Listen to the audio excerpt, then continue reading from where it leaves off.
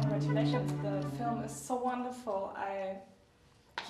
It's like a dream. It's like a world traveling. It's wonderful. Oh, did you see it in English or did you see it in English? You saw it in English, okay. And when Peter Chelson told you about the project, what was your first thought? Did you read the book, maybe?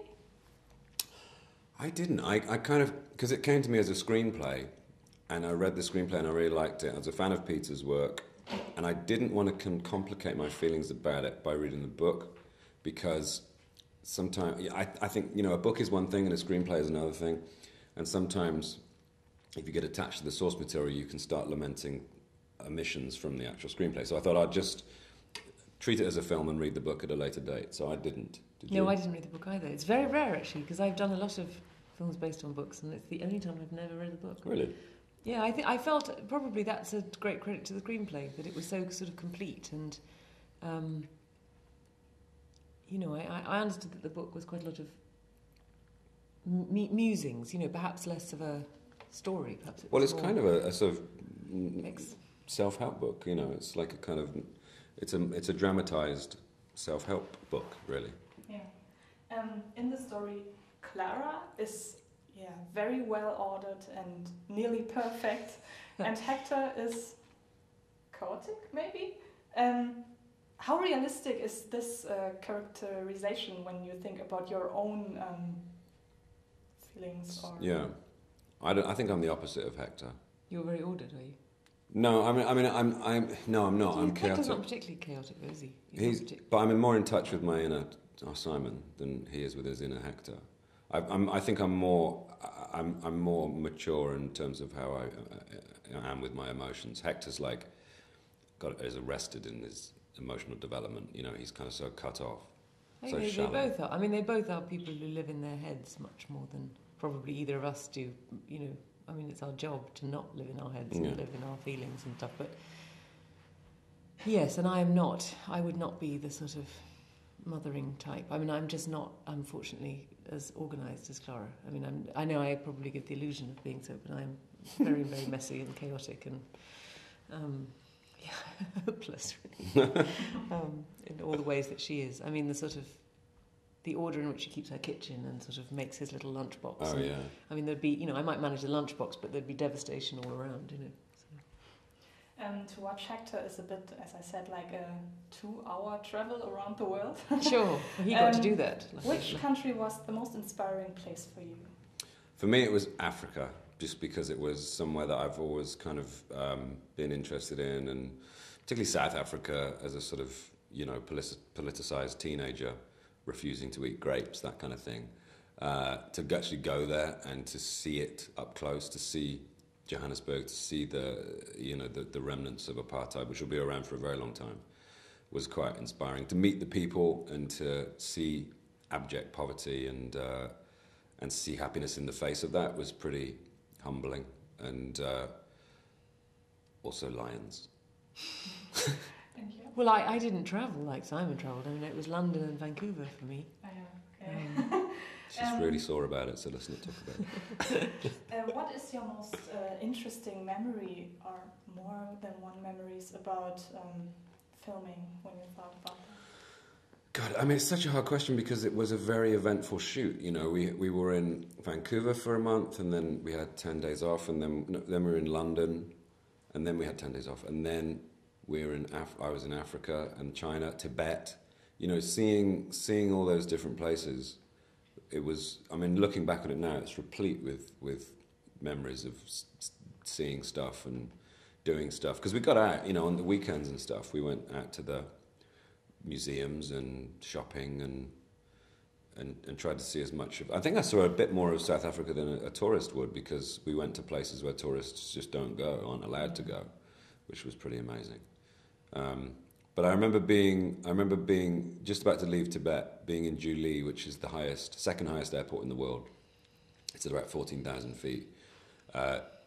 We were all waiting to go home. Our plane was delayed, and we were all dancing at the airport because the air was so thin. You could only do about 5 steps before you got out of breath.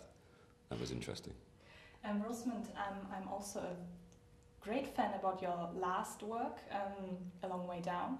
It was also a film that combines sad moments with very funny moments. So is it a kind of genre you prefer? Well, actually, it's a genre I'm rather suspicious of, if I'm honest. I find the sort of term, I'm not sure I'm entirely convinced by the term dramedy. Oh, it's a weird word. People like to, I feel that maybe they put on things when they're not sure. And I don't know yet, I haven't made up my mind whether such a thing can exist and be sustainable. It's interesting that you should bring it up. I think it should be called a kamama. A kamama was probably, yes, if kamama sounds more like, to make me think of cult. Copacabana or something, yes, kamama, a cocktail. I mean, I think this as a film is successful because it's got a sort of magical realism to it, this Hector film. I mean, it's sort of in the vein of Being There or something. It's so the humour is ingrained in it. It's not sort of asking you to howl with laughter at it. It's just the setups are amusing in a gentle way, and the moments of humanity are very truthful. I mean, I never really know if a film can contain great comedy and great tragedy in the same film. I have yet to be convinced by that. Oh, you've obviously never seen The World's End. You were in. How was it to work with such great actors like Christopher Plummer, Jean Reno, Stellan Skarsgård? How was it? I felt very lucky. I felt very supported throughout the whole shoot by all these amazing actors. Not just the kind of big named five, Rosemund, Tony, Stellan, Jean, Veronica, but also people like Satan Diwe, who played Mary Louise, the sweet potato stew lady in Africa, who was a wonderful actress, and Chantel, who played Jamila, the woman with the brain tumour, who was beautiful. Yeah. I was very lucky, and I think they got all those people in because they were a bit worried in case I blew it, because I'm usually Mr. Comedy, and then to be asked to do something dramatic, they were like, "We better make sure he's safe." With a lot of people who are good at serious stuff.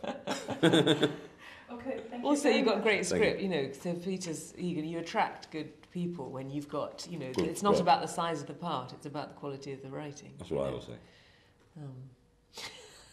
Thank you very much. Du wirst auf eine Reise gehen in ferne Länder. Was ist da sonst noch? Ich sehe Zufriedenheit und Glück bei dir. Es war einmal ein Psychiater namens Hector. Da war der Abend im Eimer. Ich bin am Ende meiner Kräfte. Der ein erfülltes Leben führte. Scheinbar. Sie wirken etwas bedrückt. So gar nicht Ihrer Art entsprechend. Malcolm, du Blödmann, du! Ich muss hier raus. Ich möchte was erforschen. Und was? Was Glück ist. Wo soll Ihre Reise denn hingehen? Ich habe an China gedacht. China. Genial. Ich komme von weit her und versuche zu verstehen, was die Menschen glücklich macht. Es ist Montag, wir haben geschlossen. Würden Sie sich als einen glücklichen Menschen betrachten? Wenn Sie am Ende der Reise sind, skypen Sie mich an. Sie haben Skype?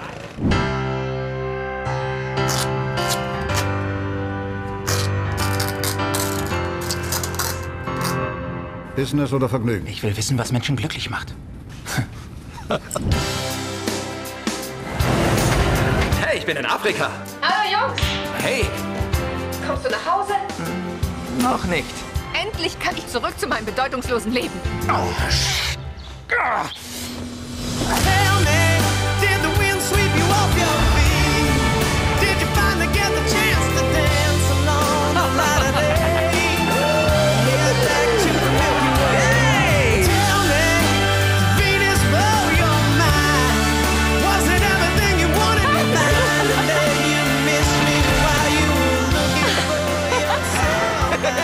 Wir sollten uns nicht so sehr mit der vielbeschworenen Suche nach dem Glück beschäftigen, sondern eher mit dem Glück beim Suchen.